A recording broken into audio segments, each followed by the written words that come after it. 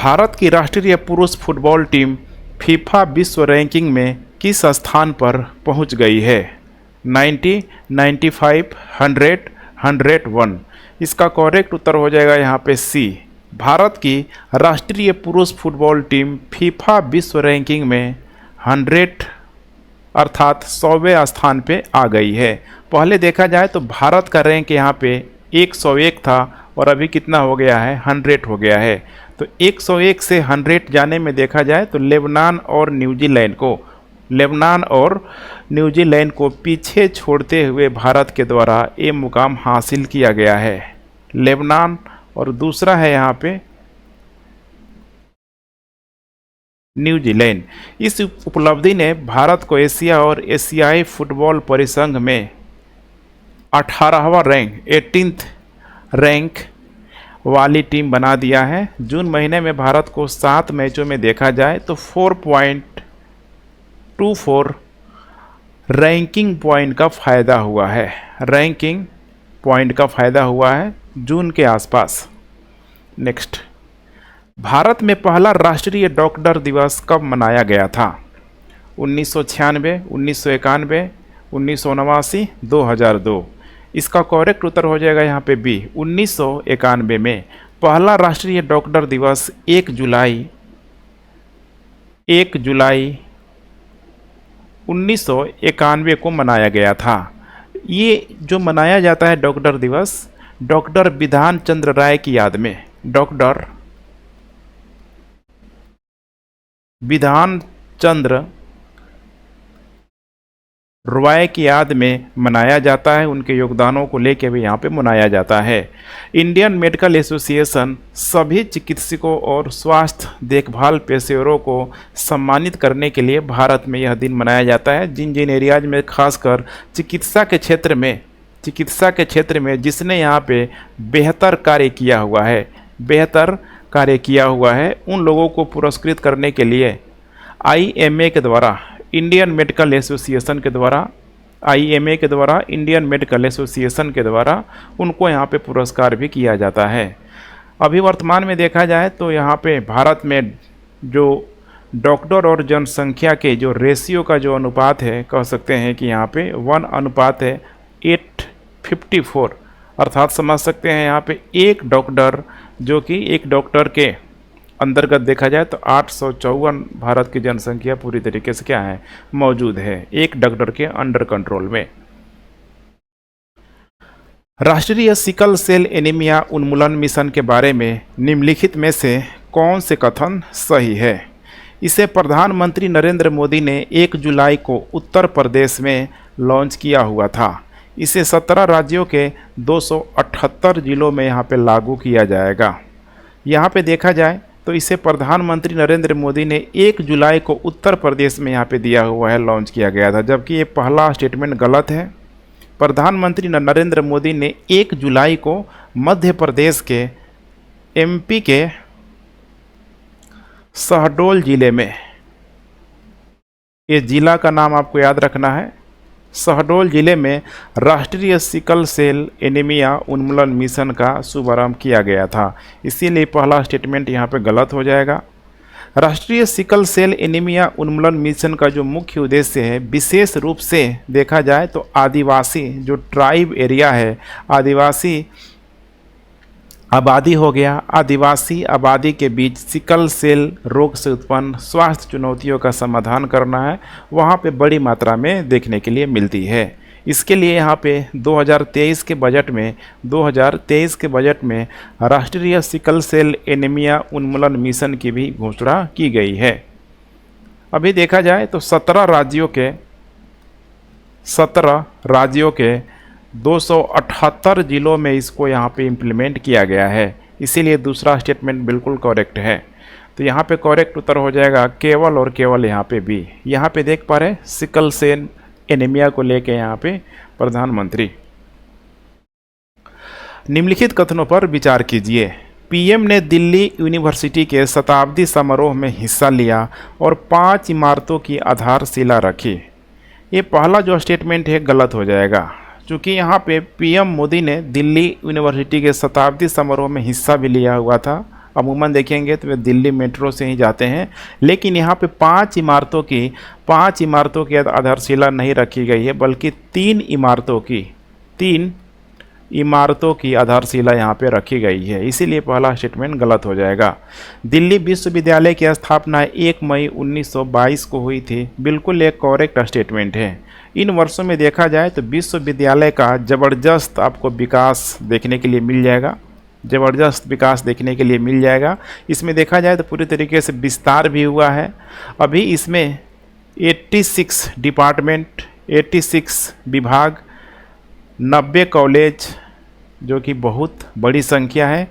इसके अलावा 6 लाख से अधिक छात्र हैं और इसने राष्ट्र निर्माण में बहुत बड़ा योगदान दिया हुआ है। इसीलिए करेक्ट उत्तर हो जाएगा यहाँ पे केवल और केवल यहाँ पे 2। यहाँ पे देख पा रहे हैं दिल्ली विश्वविद्यालय के छात्रों को प्रधानमंत्री के द्वारा यहाँ पे संबोधित करते हुए।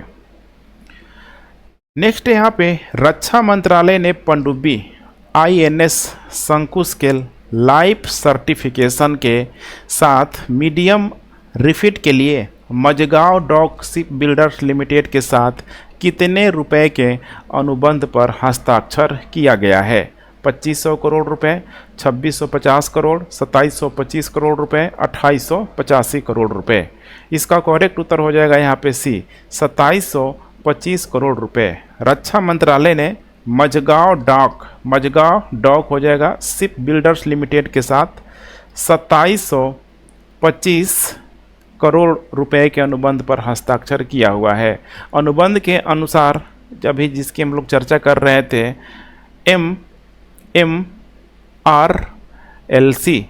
MRLC के बाद यह पनडुब्बी 2006 में उपलब्ध कराई, 2006 नहीं होगा, 2026 में इस अनुबंध के बाद, ठीक है, ये जो पनडुब्बी है उपलब्ध कराई जाएगी। इसको पूरा होने के बाद INS शंकुश युद्ध के लिए तैयार होगा और भारतीय नौसेना के सक्रिय बेड़े में भी शामिल हो जाएगा। तो कब तक ये आ जाएगा? 2026 तक। देखिए पूरी यहाँ पे संभावना है। हाउसिंग डेवलपमेंट फाइनेंस कॉरपोरेशन का निम्नलिखित में से किस बैंक के साथ विलय हो गया है?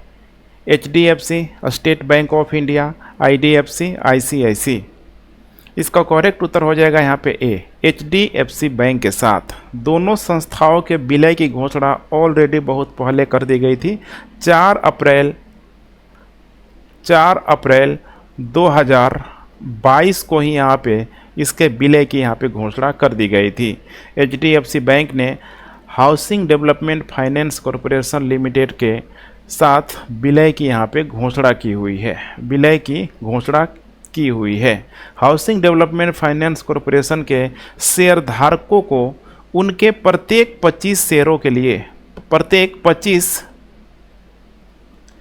के लिए HDFC बैंक के 42 नए शेयर मिलेंगे। अब HDFC बैंक पूरी तरीके से सार्वजनिक शेयर धारकों के स्वामित्व में होगा और HDFC लिमिटेड के मौजूदा शेयर धारकों के पास बैंक में देखा जाए तो 41% यहाँ पे हिस्सेदारी भी होगी। महिला सम्मान बचत प्रमाण पत्र 2023 के संबंध में निम्नलिखित कथनों पर विचार कीजिए। सरकार ने सभी सार्वजनिक क्षेत्र के बैंकों को महिला सम्मान बचत प्रमाण पत्र 2023 को लागू करने और संचालित करने की अनुमति दी है। बिल्कुल ही यहाँ पे करेक्ट स्टेटमेंट है। सरकार ने पात्र निजी क्षेत्र के बैंकों को भी इसके अंतर्गत आपको शामिल करना है। निजी क्षेत्र के बैंकों को भी इस योजना को लागू करने और संचालित करने की अनुमति दी हुई है। यह योजना डाक विभाग के माध्यम से 1 अप्रैल 2023 से लागू है। बिल्कुल ही करेक्ट स्टेटमेंट है। यह योजना डाकघरों और पात्र अनुसूचित बैंकों में सब्सक्रिप्शन के लिए उपलब्ध है। इस योजना के तहत 31 मार्च 2025 या उससे पहले 2 साल के लिए यहाँ पे खाता खोला जा सकता है। इसीलिए यहाँ पे दोनों के दोनों करेक्ट स्टेटमेंट होगा, अर्थात यहाँ पे C हो जाएगा। देख पा रहे हैं महिलाओं को बजट में मिली बड़ी सौगात, उसमें भी एक है। निम्नलिखित में से किसने 8वीं बार एशियाई कबड्डी चैंपियनशिप का खिताब जीता हुआ है? ईरान, पाकिस्तान, भारत, दक्षिण कोरिया। इसका करेक्ट उत्तर हो जाएगा यहाँ पे सी, भारत के द्वारा। ध्यान रखिएगा, भारत के द्वारा यहाँ पे जीता गया है। भारतीय पुरुष कबड्डी टीम ने एशियाई कबड्डी चैंपियनशिप के फाइनल में ईरान को 42-32 से हराया हुआ था। यह भारत का आठवां एशियाई कबड्डी चैंपियनशिप खिताब है। ध्यान रखिएगा, 8वां। भारत ने एशियाई कबड्डी चैंपियनशिप का पिछला जो संस्करण है 2017 में जीता हुआ था और अभी यहाँ पे फिलहाल यहाँ पे जीता हुआ है। तो इसीलिए एग्जाम के दृष्टिकोण से काफ़ी इम्पोर्टेंट हो सकता है। निम्नलिखित में से कौन सा कथन सही है? मई में कोर सेक्टर की ग्रोथ 4.3% पर स्थिर रही। बिल्कुल ही यहाँ पे करेक्ट स्टेटमेंट है। जैसे कि इसमें सीमेंट हो गया, स्टील हो गया, सब मजबूती से खड़ा रहा। इसके अलावा देखा जाए तो कच्चा तेल जो हम लोग यहाँ पे रॉ, ठीक है, मतलब क्रूड ऑयल की हम लोग यहाँ पे बात करते हैं, वहाँ पे देखने के लिए मिल जाएगा 1.9% यहाँ पे, ठीक है, कह सकते हैं कि डिक्रीज हुआ है। पिछले साल की तुलना में मई में कोयला उत्पादन वृद्धि दर घटकर यहाँ पे कितना हो गया है? कोयला को लेके यहाँ पे बात की जा रही है। कोयला उत्पादन वृद्धि दर घट के 7.2% यहाँ पे रह गया है। ध्यान रखिएगा, यहाँ पे कमी आई हुई है। उसी तरीके से यहाँ पे उर्वरक हो गया, उर्वरक के साथ साथ इस्पात, सीमेंट इन सबके उत्पादन में वृद्धि दर धीमी होकर देखा जाए तो उर्वरक में यहाँ पे 9.7%, इसके अलावा इस्पात में 9.2% और सीमेंट में यहाँ पे हो जाएगा 15.5% तक यहाँ पे हो गई है। मई 2023 के अंत तक राजकोषीय घाटा पूरे साल के बजट अनुमान का कितना है यहाँ पे दिखाया गया है? 11.8% रहा, जो कि बिल्कुल ही करेक्ट स्टेटमेंट है। इसीलिए यहाँ पे करेक्ट उत्तर हो जाएगा यहाँ पे सी, 1 और 2 दोनों। नेक्स्ट, लॉजेंड डायमंड लीग के संबंध में निम्नलिखित में से कौन सा कथन गलत है? बहुत ही करेक्ट, ध्यान रखिएगा, ठीक है, करेक्ट तो करना ही करना है, लेकिन बहुत ही इंपॉर्टेंट प्रश्न है यहाँ पे, खासकर स्पोर्ट्स में पूछे जाने की इसकी पूरी संभावना है। यहाँ पे दे रहा है कि कौन सा कथन गलत है। जर्मनी के जूलियन वेबर ने 87.03 मीटर भाला फेंक कर प्रतियोगिता जीती।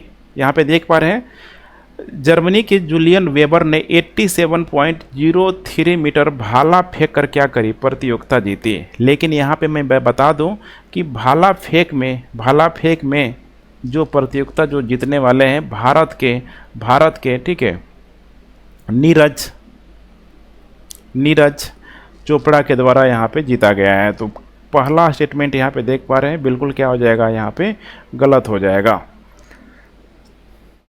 दूसरा है यहाँ पे भाला फेंक खिलाड़ी नीरज चोपड़ा लॉजेंड डायमंड लीग खिताब में दूसरे स्थान पर रहे। ये पहले स्थान पर रहे हैं। लगभग इनकी जो थ्रो गई है 87.6 मीटर, तो ये भी गलत है।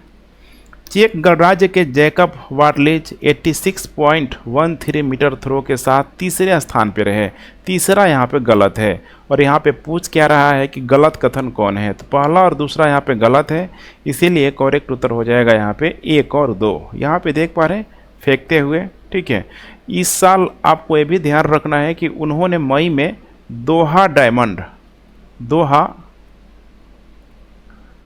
डायमंड लीग भी यहाँ पे जीती हुई थी, ठीक है। नीरज चोपड़ा ने यहाँ पे जीता हुआ था।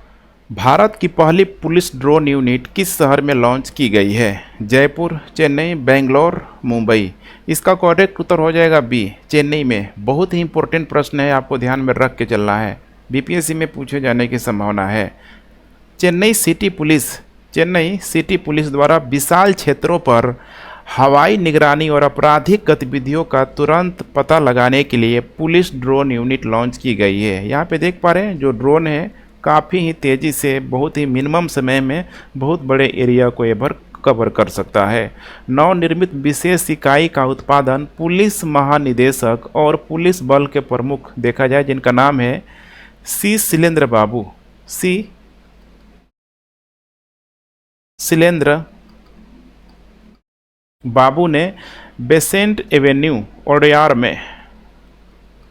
अड़ियार में किया हुआ है। यह जो इकाई जो बनाया जा रहा है, देखा जाए टोटल जो लागत है इसमें 3.6 करोड़ की लागत से स्थापित किया गया है। यूनिट की स्थापना 2 मंजिल इमारत में की गई है, जो 20% से अधिक प्रशिक्षित पुलिसकर्मियों के साथ कार्य करेगी।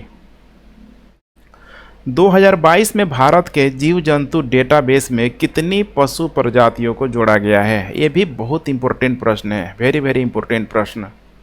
334, 664, 224, 567। इसका करेक्ट उत्तर हो जाएगा यहाँ पे बी, 664।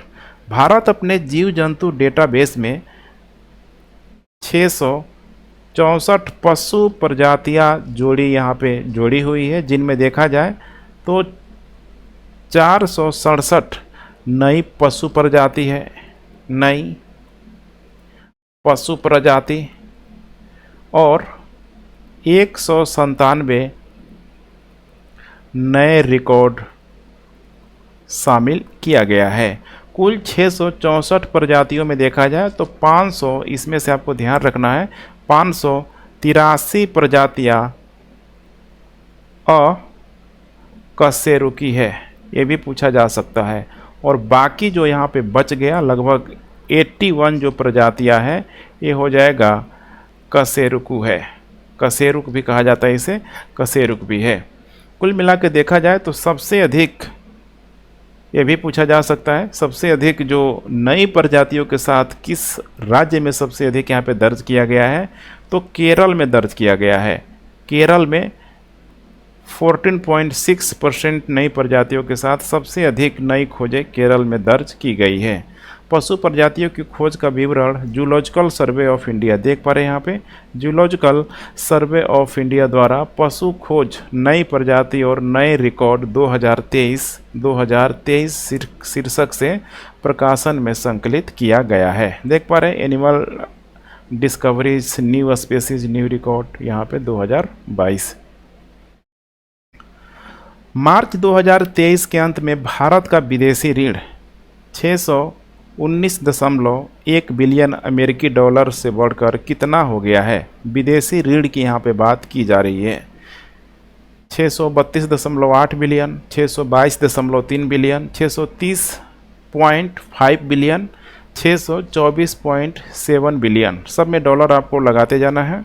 इसका करेक्ट उत्तर हो जाएगा यहाँ पे डी, ध्यान रखिएगा डी। आरबीआई द्वारा जारी आंकड़ों के अनुसार मार्च 2023 के अंत में भारत का विदेशी ऋण मामूली रूप से यहाँ पे देखा जाए तो कितना बढ़ गया है? यहाँ पे 624.7 बिलियन अमेरिकी डॉलर हो गया है। हालांकि ऋण से जीडीपी अनुपात में गिरावट आई है। तो यहाँ पे देख पा रहे कितना था, 619 था, और 619 से बढ़ के यहाँ पे कितना हो गया है? तो 624.7 बिलियन अमेरिकी डॉलर यहाँ पे हो गया है। कुल विदेशी ऋण में अल्पकालिक ऋण, जो कि अल्पकालिक ऋण आपको पता होना चाहिए, अल्पकालिक जो ऋण होता है देखा जाए तो 1 वर्ष तक, ठीक है, या फिर 1 वर्ष के अंतर्गत ही यहाँ पे सब होता है। इसकी हिस्सेदारी मार्च 2022 के अंत में 19.7% से बढ़कर मार्च 2023 के अंत में कितना हो गया है? 20.6% हो गया है। तो 90.7 ये था 2022 में, और 20.6% यहाँ पे हो जाएगा 2023 में। कौन सी कंपनी भारत की राष्ट्रीय क्रिकेट टीम की मुख्य प्रायोजक बन गई है? Dream 11, Paytm, Cred, Meesho. बहुत ही इंपॉर्टेंट प्रश्न है ये भी। करेक्ट उत्तर यहाँ पे हो जाएगा dream 11। Fantasy game company dream 11, नाम तो आप लोगों ने सुना ही होगा, खेला भी होगा। ड्रीम 11 ने भारतीय टीम के मुख्य प्रायोजक के रूप में इसने बैजू की जगह, बैजू जो एजटेक कंपनी है, बैजू की जगह यहाँ पे ली हुई है। ड्रीम 11 का लोगो वेस्ट इंडीज़ के खिलाफ, ये बहुत इंपॉर्टेंट यहाँ पे हो सकता है, वेस्ट इंडीज़ के खिलाफ टेस्ट सीरीज से भारत की जर्सी पर लगाया जाएगा। वेस्ट इंडीज दौरे में। मार्च में बैजू के साथ अनुबंध समाप्त होने के बाद बीसीसीआई ने नए प्रायोजन के लिए आवेदन आमंत्रित किया था, जिसमें यहाँ पे बाजी मार लिया था ड्रीम 11 ने। अब ये कितने में हुआ है, ठीक है, कॉन्ट्रैक्ट जो कितने में हुआ है, अभी इस राशि का ये जो अमाउंट है अभी तक इसका खुलासा नहीं किया गया है। निम्नलिखित में से किसने महाराष्ट्र के दूसरे उप मुख्यमंत्री के रूप में शपथ ली हुई है? अजीत पवार, सुप्रिया सुले, जितेंद्र आव्हाड, शरद पवार। इसका करेक्ट उत्तर हो जाएगा ए, अजीत पवार। देखा जाए तो लगभग ये जुलाई की बात है, स्टार्टिंग जुलाई की ही बात है। राष्ट्रवादी कांग्रेस पार्टी एनसीपी, नेशनल कांग्रेस पार्टी के जो नेता हैं अजीत पवार महाराष्ट्र में एकनाथ शिंदे के नेतृत्व वाली शिवसेना और भाजपा सरकार में शामिल हो गए हैं। अब महाराष्ट्र में 2 उप मुख्यमंत्री होंगे, जैसे कि पहला आप देख रहे हैं देवेंद्र फडणवीस और दूसरा है यहाँ पे अजीत पवार। अजीत पवार ने दावा भी किया हुआ है कि पार्टी के ज़्यादातर जो एमएलएज है उनके पास है, लेकिन आपको ध्यान देना होगा एनसीपी की जो प्रमुख नेता है शरद पवार, उनके द्वारा कहा गया है कि बागी नेताओं के खिलाफ किसी भी कार्रवाई के बारे में पार्टी विधायक फैसला करेंगे। केंद्रीय मंत्री भूपेंद्र यादव ने कितने भारतीय प्राणी सर्वेक्षण दिवस के लिए 3 दिवसीय उत्सव कार्यक्रम का उद्घाटन किया? 107, 108, 109, 110। इसका करेक्ट उत्तर हो जाएगा बी, 108वें। मिशन लाइफ पर देखा जाए विशेष फोकस के साथ 108वें भारतीय प्राणी सर्वेक्षण दिवस के कार्यक्रम का उद्घाटन 1 जुलाई 2023 को यहाँ पे कोलकाता में, इसे पूछा जा सकता है, कोलकाता में किया गया था। इस कार्यक्रम में केंद्रीय पर्यावरण मंत्री, वन और जलवायु परिवर्तन राज्य मंत्री श्री अश्विनी कुमार चौबे शामिल हुए। अश्विनी कुमार चौबे के द्वारा कहा गया कि सरोवर मित्र के रूप में, ये बहुत इंपॉर्टेंट है, सरोवर मित्र के रूप में गंगा के मैदानी इलाकों की आर्द्र भूमियों के अनुसंधान और संरक्षण पर ध्यान केंद्रित करना चाहिए। निम्नलिखित में से किस देश ने विदेशी श्रमिकों के लिए डिजिटल खानाबदोश रणनीति शुरुआत की हुई है? Japan, Ukraine, France, Canada. इसका करेक्ट उत्तर हो जाएगा यहाँ पे डी, कनाडा। कनाडा ने डिजिटल खानाबदोश रणनीति शुरू की, जो नौकरियों की तलाश कर रहे विदेशियों के लिए अस्थायी व्यवस्था करेगी। ध्यान रखिएगा, परमानेंट नहीं है, यहाँ पे अस्थायी व्यवस्था करेगी। यह रणनीति विदेशी श्रमिकों को 6 महीने तक, 6 मंथ तक कनाडा में रहने की अनुमति देगा। यदि उन्हें नौकरी की पेशकश मिलती है तो वह व्यक्ति अधिक समय तक कनाडा में रह सकता है।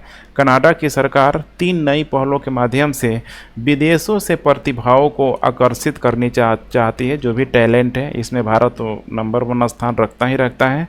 सरकार 10,000 अमेरिकी, ध्यान रखिएगा, सरकार 10,000 अमेरिकी H1 वीज़ा, ये भी पूछा जा सकता है H1 वीज़ा का संबंध किससे है? H1 वीज़ा धारकों को कनाडा में आकर काम करने की अनुमति देने के लिए खुली वर्क परमिट स्ट्रीम भी बनाएगी।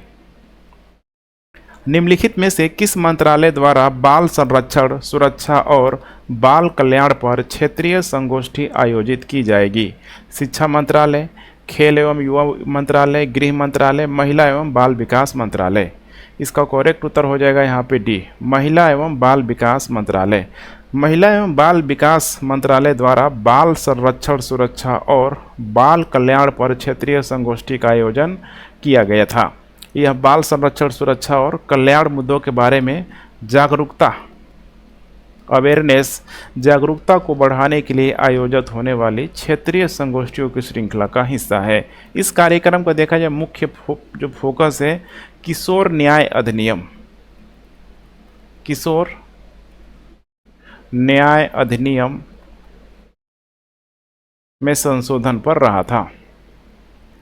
निम्नलिखित में से कौन सा कथन सही है? हर साल 1 जुलाई को चार्टर्ड अकाउंटेंट दिवस मनाया जाता है। हर साल मनाया जाता है, बिल्कुल सही है।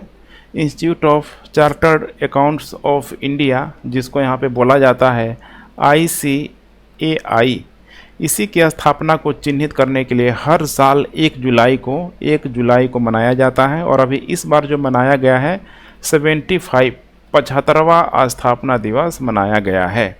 इसकी जो थीम है बहुत इम्पोर्टेंट हो सकता है, थीम को आप लोग ध्यान में रख के चलेंगे। थीम है इसका वित्तीय उत्कृष्टता को सशक्त बनाना, वित्तीय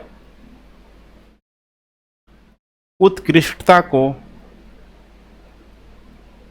सशक्त बनाना। ICA का जो गठन देखा जाए तो 1 जुलाई 1949 को 1 जुलाई 1949 को चार्टर्ड अकाउंट अधिनियम 1949 के पारित होने के बाद किया गया था। छठा वस्तु एवं सेवा कर दिवस 1 जुलाई 2023 को मनाया गया। ये भी बिल्कुल सही है। पहली बार इसे देखा जाए तो भारत में 1 जुलाई 2017 को यहाँ पे लागू किया गया था। इस वर्ष GST की थीम है, इसे भी आप लोगों को ध्यान में रख के चलना होगा। GST की जो थीम है सरलीकरण और आर्थिक विकास का जश्न, सरलीकरण और आर्थिक विकास का जश्न। एशियाई मिश्रित युगल स्क्वैश टूर्नामेंट में किस भारतीय जोड़ी ने स्वर्ण पदक जीता हुआ है? अनाहत सिंह और दीपिका पल्लिकल सिंह, दीपिका पल्लिकल और हरिंदर पाल सिंह संधू, सौरव घोषाल और ज्योत्सना चिनप्पा, रमित टंडन और दीपिका पल्लिकल सिंह। इसका करेक्ट उत्तर हो जाएगा यहाँ पे बी, दीपिका पल्लिकल और हरिंदर पाल सिंह संधू। यहाँ पे देख पा रहे हैं यही है ये लोग, इन्हीं लोगों के द्वारा यहाँ पे हांगझू में अर्थात चीन में, हांगझू चीन में एशियाई मिश्रित युगल स्क्वैश टूर्नामेंट में स्वर्ण पदक इनके द्वारा जीता गया है। अन्य भारतीय जोड़ियों में अगर देखा जाए तो अनाहत और अभय सिंह,